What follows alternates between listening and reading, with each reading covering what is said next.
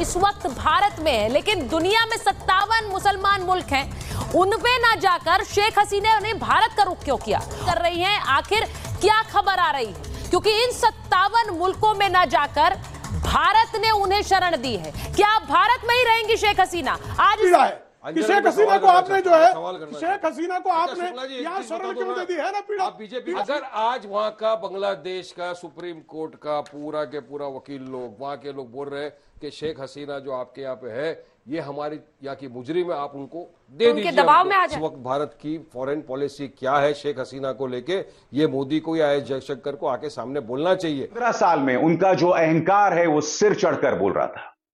ये इस बात का सबक भी है, जब आप लंबे समय तक सत्ता में रहते हैं तो आपके अंदर अहंकार बढ़ जाता है, तानाशाही सोच बढ़ने लगती है, आप प्रेस पर अंकुश डालते हैं, आप अपने विरोधियों को जेल में डालने लगते हैं। पाकिस्तान ये साजिश रच रहा था तो राष्ट्रीय सुरक्षा सलाहकार अजीत डोभाल क्या कर रहे थे? एक शब्द आ रहा है प्रत्यर्पण। खबरें तैर रही हैं कि क्या हमें शेख हसीना को प्रत्यर्पित करना पड़ेगा, किस तरह के रूल्स हैं, कहां पेच फंस रहा है ये। और मुश्किल अब ये हो गई है कि भारत में क्या शेख हसीना रह पाएंगी, कितने दिन के लिए रह पाएंगी। उनके पास पर्सनल कोई पासपोर्ट नहीं है, ये बात तो अमेरिका से शरण मांगी थी, अमेरिका ने इनकार कर दिया, वीज़ा रद्द कर दिया उनका। आंदोलन था शेख हसीना के खिलाफ, उनका आंदोलन था शेख हसीना की नीतियों के खिलाफ, शेख हसीना के काम करने के तरीके के खिलाफ, वो उससे नाराज थे। भारत में ही अगर उनको शरण मिली रहती है तो इसका कितना असर भारत और बांग्लादेश के संबंधों पर पड़ सकता है? दोस्तों, जैसे कि आपने हाइलाइट्स में देख ही लिया है, चंद सेकंड के बाद हम मुकम्मल वीडियो की जानिब भी चलेंगे। वीडियो दोस्तों बहुत ज़बरदस्त होने वाली, वीडियो को आपने आखिर तक ज़रूर देखना है। दोस्तों, जैसे कि आप सब जानते हैं कि बांग्लादेश में तारीख रकम हो चुकी है और शेख हसीना वाजिद को हुकूमत से हटा दिया गया है। उसके बाद से शेख हसीना भारत में मौजूद हैं, तकरीबन 1 माह गुजर चुका है। अब बांग्लादेश से आवाज़ें उठ रही हैं कि शेख हसीना हमारी मुजरिम है, इसको वापस करो, लेकिन भारत की जो हुकूमत है वो इस पर राज़ी नहीं है। इस वजह से भारतीय मीडिया आपस में हिलड़ पड़ा है। कुछ लोगों का कहना है कि इसको वापस करना चाहिए, कुछ लोगों का ख्याल है कि इसको रखना चाहिए। आज महाभारत में बात करेंगे कि भारत में है हसीना, लेकिन 57 मुल्क कहां है। और ये मैं इसलिए पूछ रही हूं क्योंकि शेख हसीना इस वक्त भारत में है, लेकिन दुनिया में 57 मुसलमान मुल्क हैं, उनपे ना जाकर शेख हसीना ने भारत का रुख क्यों किया? और भारत में अब शेख हसीना क्या तैयारी कर रही हैं? आखिर क्या खबर आ रही है? क्योंकि इन 57 मुल्कों में ना जाकर भारत ने उन्हें शरण दी है। क्या आप भारत में ही रहेंगी शेख हसीना? आज इस पर होगी बात। इसी के साथ साथ महाभारत में बात होगी कि क्या हसीना की वापसी, तख्ता पलट रिटर्न होने वाला है। शेख हसीना के बेटे ने जो बड़ी बात कही है, पहले जो शेख हसीना का परिवार कह रहा था वो बांग्लादेश नहीं जाएंगी, अब कह रहा है बांग्लादेश जाएंगी, वापस जाएंगी और उसकी तैयारी चल रही है। वो तैयारी क्या है? क्या है कि शेख हसीना को आपने जो है शेख हसीना को आपने यहाँ शरण क्यों दे दी है ना पीड़ा? पीड़ा दिखी कि नहीं दिखी आप लोगों को? अच्छा, रहमान हमारे लिए मित्र थे, शेख हसीना हमारी मित्र हैं, बिल्कुल मित्रों के साथ खड़े रहना भारत को आता है। हम दलाई लामा के साथ खड़े रहे, हम आंग सूकी के साथ खड़े रहे, हम शेख हसीना के साथ खड़े रहेंगे। सारी जगहों का नाम ले लिया, आप ये बोलना भूल गए कि भारत फिलिस्तीन के साथ भी खड़ा है। वाजपेयी जी भी खड़े थे, महात्मा गांधी भी खड़े थे, हम भी खड़े थे, लेकिन आप लोग नहीं खड़े हो। आज आप तो झंडा लेके घूम रहे हो दिल्ली की सड़कों पे, स्टैंड पे। अगर आज वहाँ का बांग्लादेश का सुप्रीम कोर्ट का पूरा के पूरा वकील लोग, वहाँ के लोग बोल रहे हैं कि शेख हसीना जो आपके यहाँ पे है ये हमारी यहाँ की मुजरिम है, आप उनको दे दीजिए। दबाव में आ जाए, क्या करेंगे? दे दीजिए।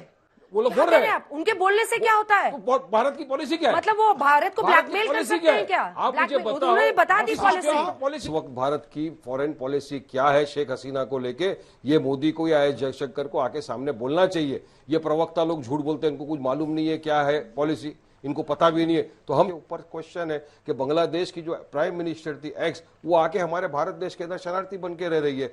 अब उनके लिए इंटरनेशनल लॉ का क्या होगा? इंटरनेशनल लॉ के हिसाब से तो बांग्लादेश में जो हो रहा है उसको शेख हसीना की है। 15 साल में उनका जो अहंकार है वो सिर चढ़कर बोल रहा था। यह इस बात का सबक भी है, जब आप लंबे समय तक सत्ता में रहते हैं तो आपके अंदर अहंकार बढ़ जाता है, तानाशाही सोच बढ़ने लगती है, आप प्रेस पर अंकुश डालते हैं, आप अपने विरोधियों को जेल में डालने लगते हैं, बगैर किसी कारण के आप लोगों को जेल में डालने लगते हैं। मगर आपके जहन में सवाल होगा कि दरअसल यह आंदोलन हुआ क्यों। मैं एक सवाल पूछना चाहता हूं। यह सवाल राष्ट्रीय सुरक्षा सलाहकार अजीत डोभाल से। अगर चाइना और पाकिस्तान यह साजिश रच रहा था तो राष्ट्रीय सुरक्षा सलाहकार अजीत डोभाल क्या कर रहे थे? एक के बाद एक असफलताओं का श्रेय उन्हें दिया जा रहा है। जम्मू में हमारे सैनिक मारे जा रहे हैं एक के बाद एक, मगर उनसे कोई सवाल नहीं किया जाएगा। यहां पर बांग्लादेश में तख्ता पलट हो जाता है।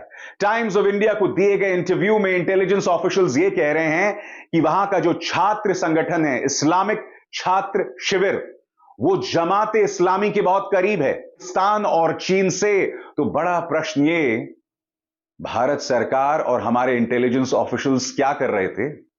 हमने शेख हसीना का तख्ता पलट होने दिया? एक शब्द आ रहा है, प्रत्यर्पण। खबरें तैर रही हैं कि क्या हमें शेख हसीना को प्रत्यर्पित करना पड़ेगा? किस तरह के रूल्स हैं? कहां पेंच फंस रहा है ये? देखिए, सबसे पहले तो 25 दिन हो गए हैं शेख हसीना को भारत आए हुए। 5 तारीख आपको याद होगी, बांग्लादेश को भी याद होगी, बांग्लादेश में क्या कुछ हुआ है और उसके बाद क्या कुछ हुआ ये हम सब ने देखा है। और उसके बाद मोहम्मद यूनुस की सरकार वहाँ पर बन गई, वो सलाहकार हैं। दूसरी तरफ बीएनपी जो है, जो उनकी विपक्षी पार्टी थी, शेख हसीना की विपक्षी पार्टी थी, खालिदा जिया जी बिल्कुल, और वो जेल से बाहर आ चुकी हैं। और मुश्किल अब ये हो गई है कि भारत में क्या शेख हसीना रह पाएंगी, कितने दिन के लिए रह पाएंगी, क्योंकि भारत में एक नियम है कि भारत में कोई भी व्यक्ति 45 दिन तक बगैर वीज़ा के रह सकता है। उनका पासपोर्ट जो है, उनके पास पर्सनल कोई पासपोर्ट नहीं है, ये बात सामने आई है। वहाँ का एक स्थानीय अखबार है, उसकी तरफ से ये बताया गया कि उनके पास, दूसरी बात की राजनयिक पासपोर्ट भी हो सकता है शायद, तो राजनयिक पासपोर्ट उनका रद्द कर दिया गया है। तो अमेरिका से शरण मांगी थी, अमेरिका ने इनकार कर दिया, वीज़ा रद्द कर दिया उनका।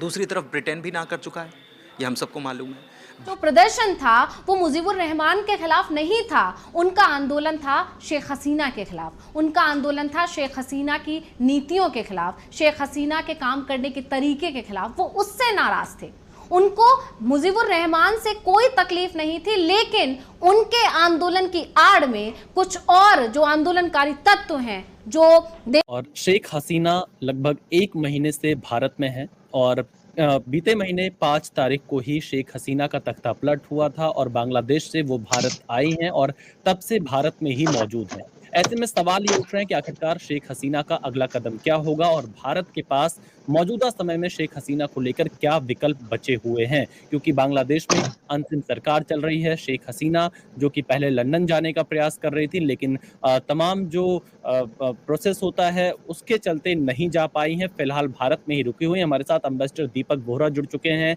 और पहला सवाल मेरा आपसे यही है कि शेख हसीना पिछले 1 महीने से भारत में हैं, कहाँ पर हैं? बहुत सुरक्षित स्थान पर होंगी, किसी को इसकी जानकारी नहीं है, लेकिन शेख हसीना का अगला कदम क्या होने वाला है, क्या कदम वो उठा सकते हैं? कोई एक्सप्लॉयटेशन ना हो, ऐसी पनिशमेंट ना दी जाए जिसके लिए उन्होंने कुछ ना किया। ये सारी चीजें देखकर फिर भारत सरकार निर्णय लेगी। अब वो आपने कहा कि वो इंग्लैंड जाना चाहती थी, साहब मेरा ये मानना है, आप ये भी जानते हैं, मैं भी जानता हूँ और करोड़ों लोगों को बताना चाहता हूँ, इंग्लैंड तो टट्टू है अमेरिका का। अगर अमेरिका कहेगा कूदो तो ब्रिटेन कहता है अच्छा बताइए कितना ऊंचा कूदूं। अपना तो दिमाग है नहीं उन लोगों का। उन्होंने मना किया, किसी को लेना चाहते भारत से जितने भगोड़े हैं ना वो सबको रख लेते हैं, वहां पे कोई प्रोसेस नहीं होता इनका। और फिर वापस जब उनको हम मांगते कहते हो जी हमें ये प्रोसेस करना है वो करना है, तो वो वहां तो जाएंगी नहीं। भारत में इसलिए आई है कि पहले भी यहाँ उनको शरण मिली है और वो अपने आप को सुरक्षित महसूस करती है।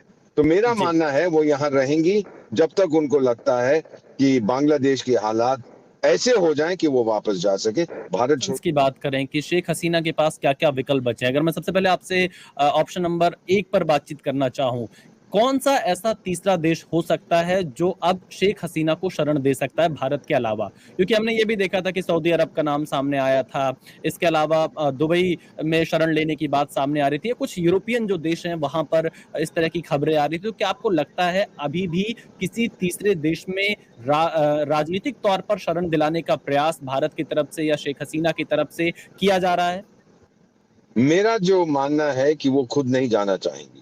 आपको भारत में ही अगर उनको शरण मिली रहती है तो इसका कितना असर भारत और बांग्लादेश के संबंधों पर पड़ सकता है, खासतौर पर जब वहां पर अंतरिम सरकार है, मोहम्मद यूनुस की सरकार है और तमाम जो आवाजें वहां से भारत के खिलाफ उठ रही हैं। ऐसी स्थिति में भारत के सामने क्या चुनौतियां रहेंगी इस समय बांग्लादेश को लेकर, जब शेख हसीना को अगर भारत में रखना होगा? क्या भारत अपने आप को सहज महसूस कर पाएगा द्विपक्षीय संबंधों को बरकरार रखते हुए शेख हसीना को भारत में रखने को लेकर?